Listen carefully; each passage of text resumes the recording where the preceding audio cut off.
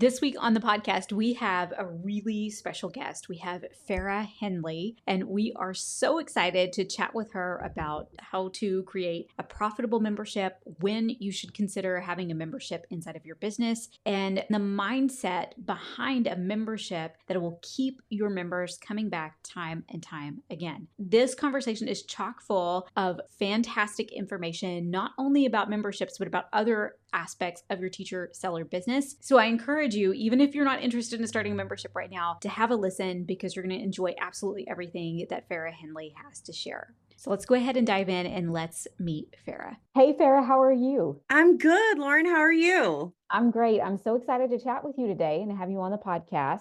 And I'm really particularly excited about our topic, which is memberships. But before we dive into that, would you just take a moment and introduce yourself and tell everyone who you are and what you do? Yeah, sure. Well, first of all, thank you for the opportunity to come on the podcast and talk about memberships. I will tell you, our membership has been an absolute game changer in our business, and I love our membership. But to kind of take it back to the beginning, I actually started this journey as a teacher business owner back in 2011. It doesn't seem like that long ago, but then when I actually do the math, that was a really long time ago. I'm like, wow, that's like halfway through a generation, right? Yeah. So 2011 was the year that I started my teacher business, and I was still in the classroom, and I am no longer in the classroom full time. However, spoiler alert, I have not made this public yet, but I have started subbing in classrooms. And then I'm also maybe considering taking a position at the school where I've been subbing. I haven't quite decided yet. I'm really missing the classroom a little bit. Yeah. And so I just don't know that I have time to go full time instead of just subbing. But when I started in 2011, like most people, I just literally started this as, a side hustle, a way to supplement doing some things in my classroom. We all remember, well, I say we all, I forget that I feel old when I say this, but when I drop names of OGs that went before us and people go, who is that? I'm just like, oh my gosh, I feel so old now. But the $1 Million Teacher, Deanna Jump, we saw the Good Morning America interview. I think it was Good Morning America. And she kind of like put it on the radar of all of us that there was something that we could do beyond being a classroom teacher, that we could Right. actually potentially be business owners. And so I very much was like, wow, I want to do this. Now, I had such grandiose dreams because I was like, oh, and I know no disrespect whatsoever, but I was like, Right. if she can do it, I can do this. Absolutely. And I jumped into it, and well, spoiler alert again, it did not become the $1 Million business that I thought it was going to be immediately. And it was a lot harder than I thought it was, especially being a full-time classroom teacher. So jump forward 7 years, and my husband was retiring. He wanted me to retire because we wanted to travel. And so I was like, you know what? I've been at this for 20 plus years at the time, and now over 25 years in education. I just cannot believe this. But I was like, okay, I wasn't necessarily ready to walk away, but I was like, okay, I can walk away from the classroom and I'll go full time with this business because it had potential. I'll just say Right. that it Yeah. had potential. And so then in 2018, the story I love to tell when life changed as I know it was I got into marketing, and I started actually marketing my business, and really pretty much overnight, just implementing some marketing strategies, it blew up. And I went from spending 7 years just trying to hit that first milestone Yeah. on TPT, and had barely hit that first milestone, to hitting the second and the third very, very Oh, quickly. wow. And in Which fact, those are very far apart. Like the yes, second and the third milestone are really far apart. yes, they are. And it was crazy. And really, honestly, I mean, I had never made more than like $1,000 in a month. And that was like in 7 years, that was like 2 months out of 7 years, I had managed to hit $1,000. And this particular month, after implementing some marketing strategies, we did over $56,000 in 30 days. And I was like, whoa. And just for the record, this was prior to TikTok, because nowadays people are like, get on TikTok, and you can Yeah. go viral and all that. But literally, I was just completely flabbergasted. But what it did was it showed me what I already had seen, what was possible because of those that had gone before us and had done this. But what it did for me was it showed me that I had the potential to really build something that was like really sustainable. I essentially made my teaching salary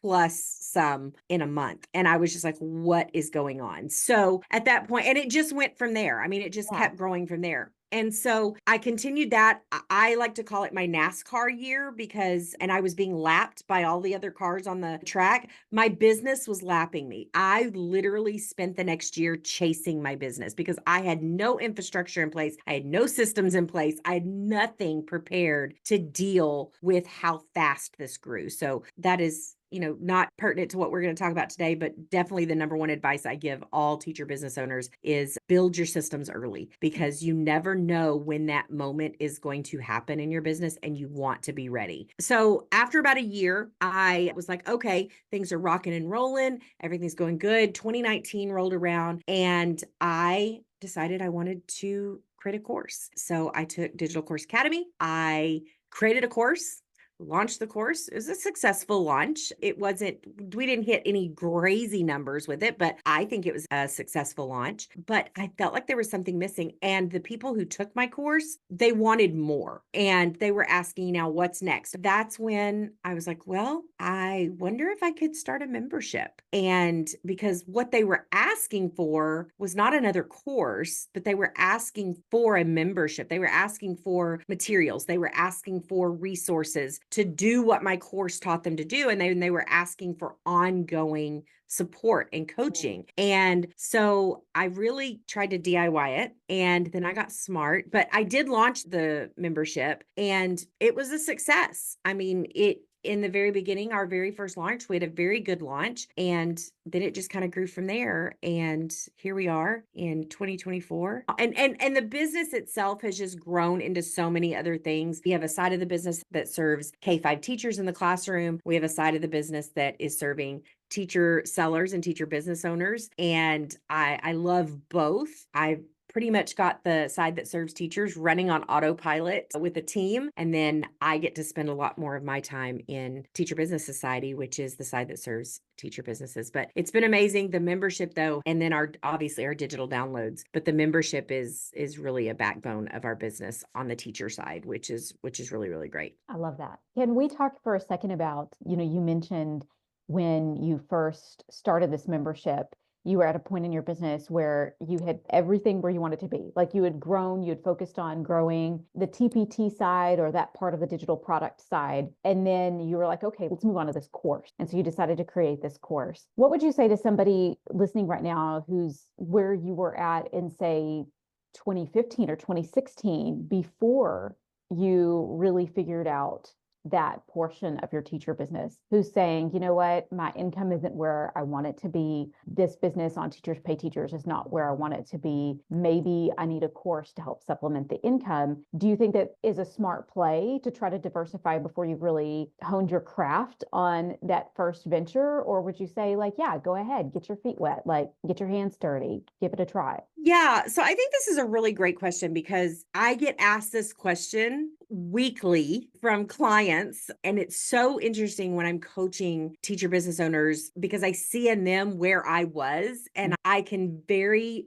physically see their mental process. And I think, oh, I was so there. I so remember asking myself those same questions. I'm going to use an analogy. My clients refer to me as the analogy queen because I tell everything in analogies. I think it's a superpower. But I'm going to use this analogy. And this is actually not an analogy that I came up with. It's one my own coach shared with me many, many years ago. And it is the analogy of imagine that you're on two islands. You have two islands in front of you. And one is reality island. It's where you currently are. And then you have desire island, which is where you want to be. And I think we all, when we start our businesses, we have these goals, these aspirations of where we want to be in our business. And you start building a bridge to get from where you're at to where you want to be. Most of us start that with selling our digital downloads on Teachers Pay Teachers. And we start building that bridge. And then somewhere along the way, that bridge construction is not going as fast as we would like it. So we decide, hey, I'm going to do a course. And people call it shiny object syndrome. I think it's just as a business person as an entrepreneur. I'm a serial entrepreneur, so I can't have a hobby. I turned my hobby of creating t-shirt graphics into a whole nother business. And it started off as just a hobby and a creative outlet. And now it's a whole nother business because I can't just have a hobby, right? Mhm. And so I think it's just in our nature to do that. But what happens is when we stop putting our focus on that first bridge that we were building to get us to our goal, we take our focus away from that and we start building another bridge. And then that one's not going fast enough. And then we say, oh, let me have a membership. So we start building another bridge. Or, oh, let me have a t-shirt shop. We start building another bridge. Oh, you know what? I've learned how to do all of this. Now I'm going to be a VA because these VAs are making so much money. So let me go be a VA. And what happens is now we're sitting on Reality Island and we have 4 bridges that are going and none of the bridges are complete. Right. None of them. Now, I'm not saying that that first bridge that you start building, when it gets to Desire Island, that it's going to get to, let's say you said, hey, my goal is to make $1 million a year. My goal is to make $20,000 a year. It doesn't mean that that bridge itself is making that much, but you really need to make sure that you've got that first bridge to completion at least one way. I mean, and really and truly think about it. It may not be a 2-lane or a 3-lane bridge that is getting over to that island, but at least you've built out all the systems, all the processes, and it is pretty much running itself, right? And you're just having to maybe come in and do some pothole damage. Maybe you're just having to do some pothole repairs. You want to make sure that that happens because otherwise you're just left with a bunch of bridges that are not actually ever reaching where you want to reach. And now your time is divided and there's only one of you and there's only so many hours in a day. If I could go back to myself when I actually created the course, what I know now, I would have told myself to wait because I did create the course, but I wasn't prepared to deal with what people were asking for coming, like they wanted more because I was still continuing to build this other bridge of the digital downloads. And so I do recommend that you have some pretty solid foundations, but more than that, if you don't know what it is that you are the expert in, if you are creating digital resources and you're kind of all over the place. And this goes for people who say, oh no, I create math resources. Oh, I create reading resources or I create science resources. I'm not talking about just knowing what subject of resources or even what grade level of resources you deal with. I think you truly need to know what you are the expert in. It's taken me some time to really figure out what I am truly the expert in, but I am the expert in classroom management and I'm the expert in phonics instruction in small groups, and I'm an expert in math and literacy centers. Those are the things that I'm an expert in. Does that mean that we don't create science resources or we don't create social studies? Sure, we do. But I'm not going to go create a course on teaching science or social studies because that's not where my expertise. I mean, put me in front of a group of 25 kids I've never even met before, send somebody in to observe me. I got this, right? That's kind of the level of expertise and comfortability that you need to have. And I would definitely recommend that before you venture into a course, a membership. I hope we're going to get to this because I have this conversation with my clients all the time who are thinking about memberships. There's a very distinct difference between a membership and a subscription service. And there is a huge distinction. What most teacher business owners, when they come to me about starting a membership, what they describe, I go, that's not a membership.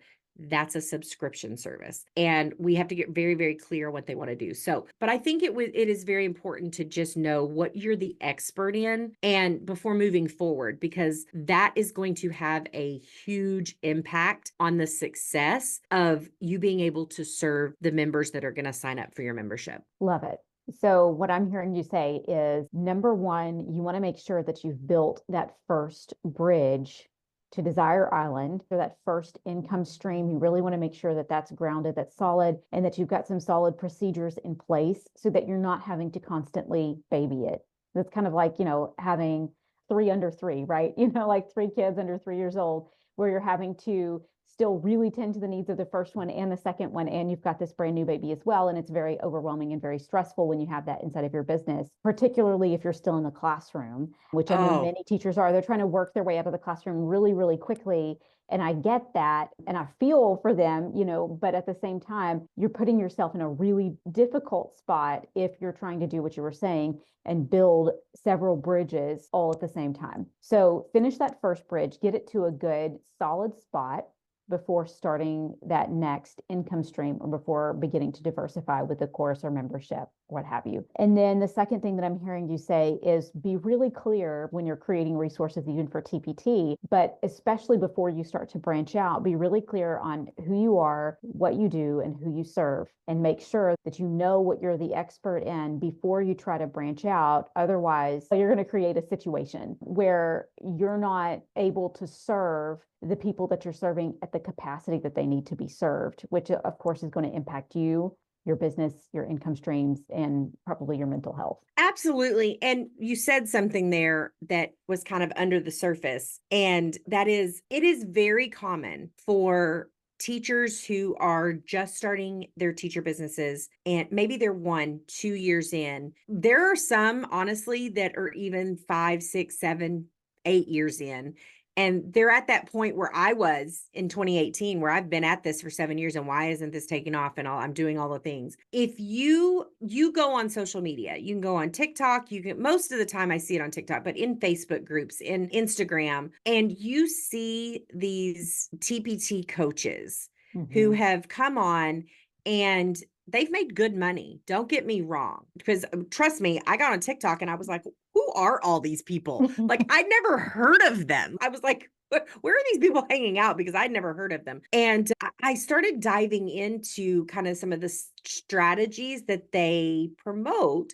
And a lot of it is overnight success type, and they wrap it in a package of this is a long game. It's not overnight success. But one of the key things that I see that's missing is a lot of them, they started creating these downloadable resources, these printables, that they were using in their own classrooms, and they're all over the place. And yes, again, they might be creating just math resources or just reading resources or just science resources or just digital resources or whatever, but there's no cohesiveness. And what I typically say, and I always make a note because I keep a journal, I keep a notebook as I find new teachers, business owners that are having success. I'll make a note and I will watch and I'll take notes under them. This might sound creepy and people are like, am I in this book? Yeah. I know it might I'm not sound, on but TikTok or Instagram, so I'm not too worried. well, this is market research, right? Yeah, absolutely. Because I'm watching what are they doing that is helping them have success. And here is a common thread. Most of them are not doing things in their business that is going to give them long-term stability. They are doing things that, yes, they're making money quickly because they are solving problems. They're following some of the really great advice that they hear about solving problems and meeting people where they're at. Yes, you want to do that, but they're kind of all over the place. And when I really start looking at, I'm like, I give it 3 years. Unless they figure out what they are the expert in and what they want to be known for, this is going to fizzle out, right? And it's going to eventually, because they had this initial success, and eventually it's going to start doing this and maybe plateau. And I really hope that your listeners are listening to that it is a long game. Yes, you're desperate to get out of the classroom, but you're leaving behind a stable income, a career, and you want to make sure that you're going forward into this, creating the same stability. And you want to make sure that you are creating a solid foundation for your business to grow. And I'll use this as an example. What happened, Lauren, to so many business owners in 2020? So many of them completely crashed. Yeah. Because myself included, like I crashed in 2020 because I didn't have the systems in place, and so like firsthand experience there, but then also with the algorithm change. when the Mm-hmm. algorithm changed and everyone was panicking, freaking out.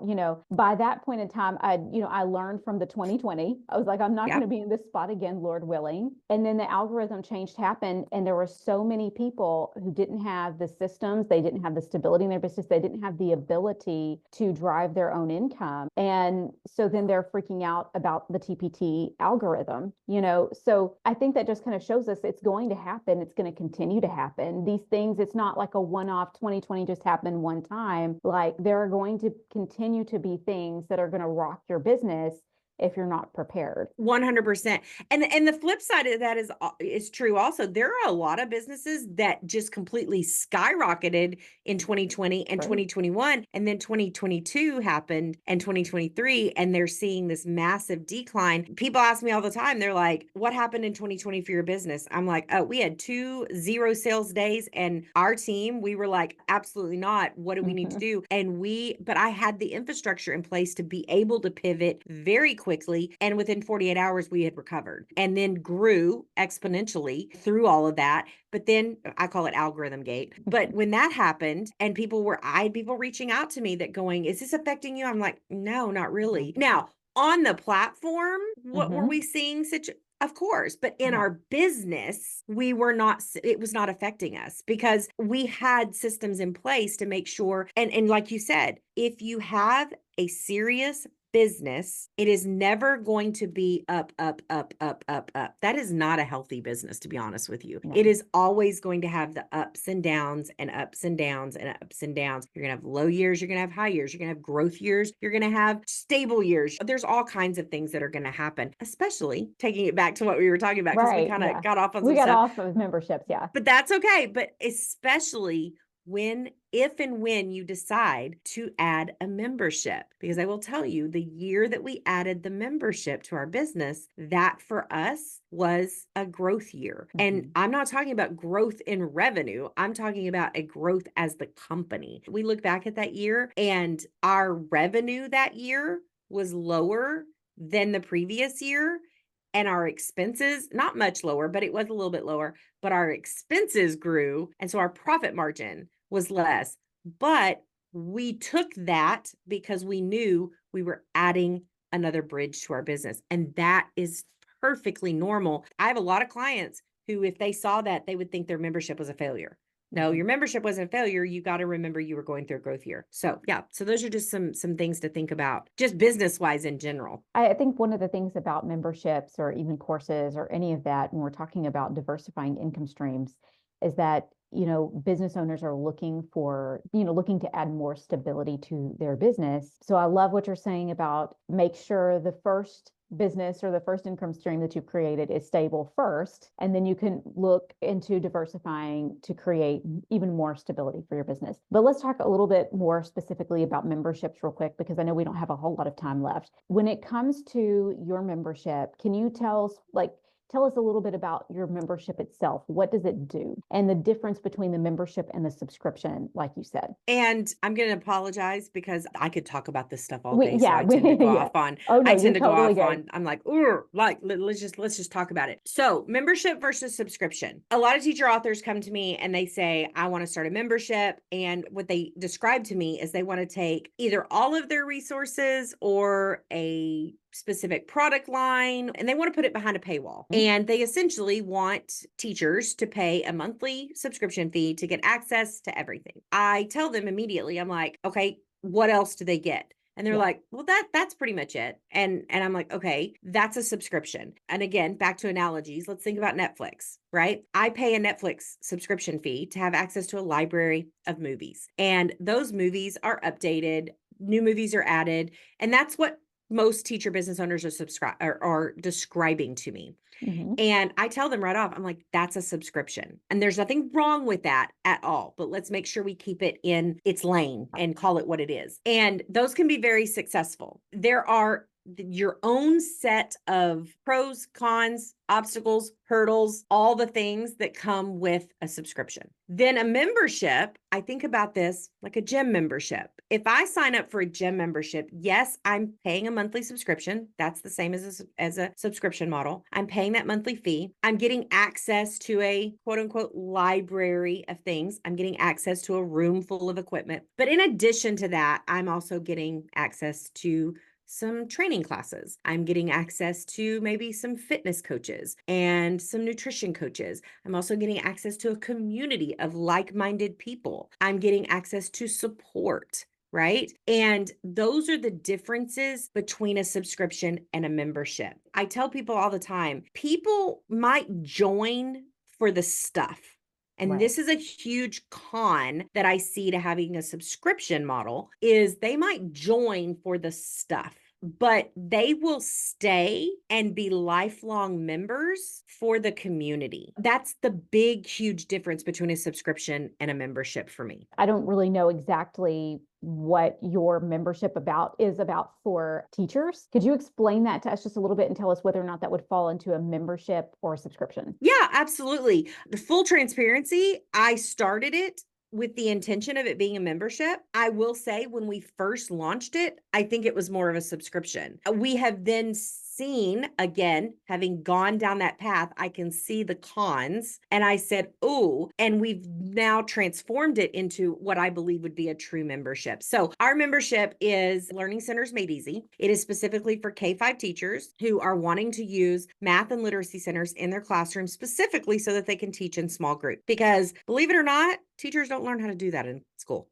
that there's no class. And I have had so many conversations with principals. I go into schools and do this professional development as well. I've had so many conversations with principals that I'm like, do you require your teachers to teach in small groups? They're like, yes. And I'm like, and what do the other kids do while they're pulling kids? Oh, well, they're doing centers and all that. I'm like, okay, did you train them how to do that? They were like, they don't know how to do that. I'm like, no, they're not trained how to do that. And so that's what I do. And because I developed a system for how to do that again is so stinking simple. I thought it was the stupidest idea for a course in the beginning. And people were like, no, you need to make a course on this. I was like, I was one of those people that was like, do teachers not just know how to do this? I thought I was the dumb one that just didn't know how to do it back in the day. So anyway, so I created the course, and then people who had taken my course who loved it were just like, okay, now we want the resources. We want what were you using? I was like, well, I've got these. Well, let me put these behind a paywall. And I called it a membership, but it was a subscription service. Again, listening to my community, they wanted support. And of course, we started the membership prior to 2020. And when the pandemic hit, I'd already been teaching online for 3 years, because that was one thing I did when I did leave the classroom is I taught online for 3 years. So I did have some experience in teaching virtually. That's where the community aspect kind of grew, was I was coaching these teachers through teaching virtually. And then I decided, I was like, okay, I really love this community aspect that's growing,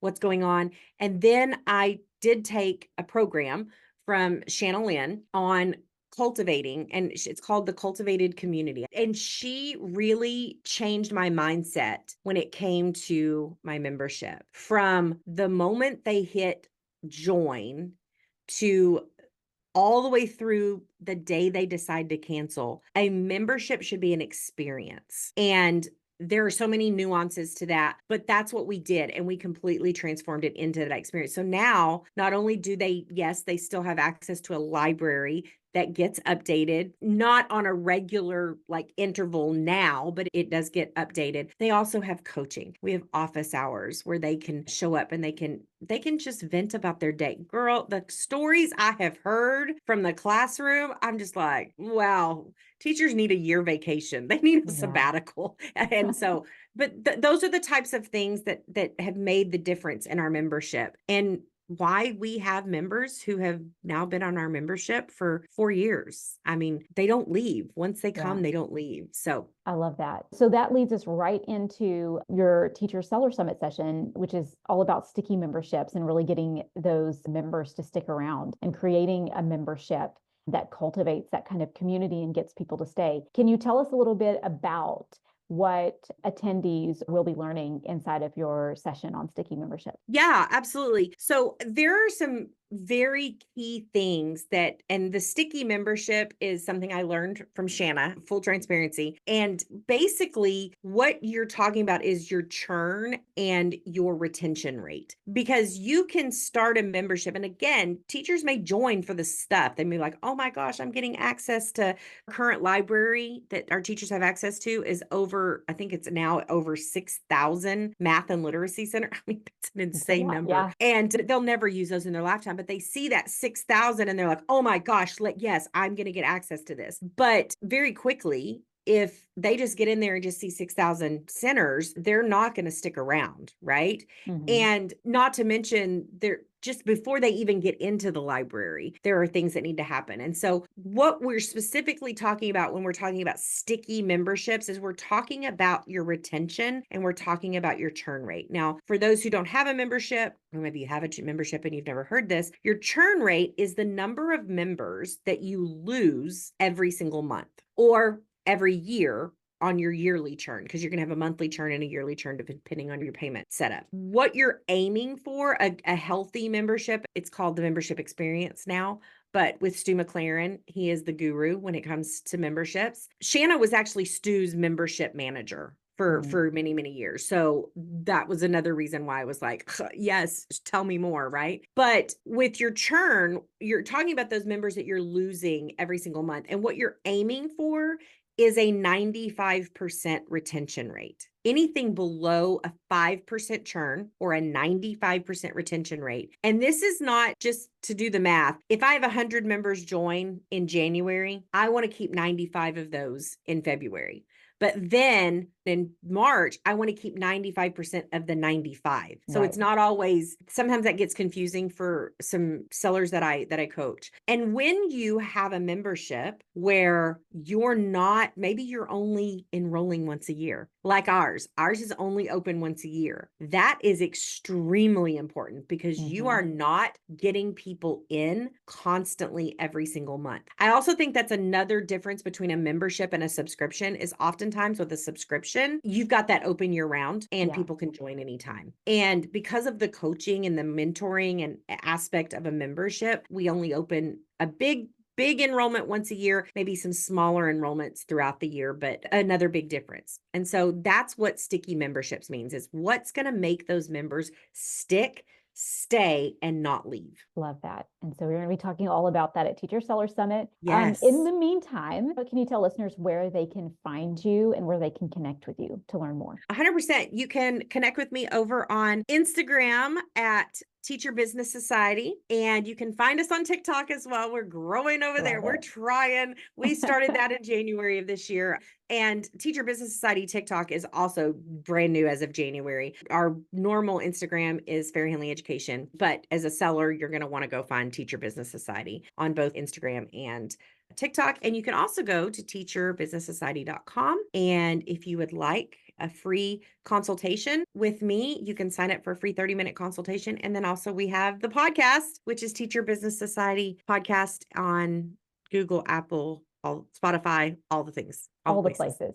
Love it. I love it. Farrah, thank you so much for being here today and for sharing your wisdom and your experiences. You're a true teacher. And you're like, oh, I'm so sorry. I just get so, but that's exactly how teachers are. You're a teacher at heart and you want to share all of the knowledge and all of the information. And I just appreciate that about you. And I thank you so much for being here today. Absolutely. Thank you so much, Lauren. And I'm looking forward, everybody come to the session. I'm looking forward to helping you build your memberships. Absolutely. Thank you so much. Thanks so much for being here today. If you want to learn more about Farrah and connect with her, you'll find links to connect with her down inside of the description. And you can also come and meet her at Teacher Seller Summit. She is one of many incredible speakers that we're going to be having, sharing valuable information on a variety of topics, from growing your teachers pay teachers business to expanding your teachers pay teachers business to organizing your life so that you can work on your TPT business and beyond. You don't want to miss it. You'll find a link to join us for TSS down inside of the description as well. I cannot wait to see you there.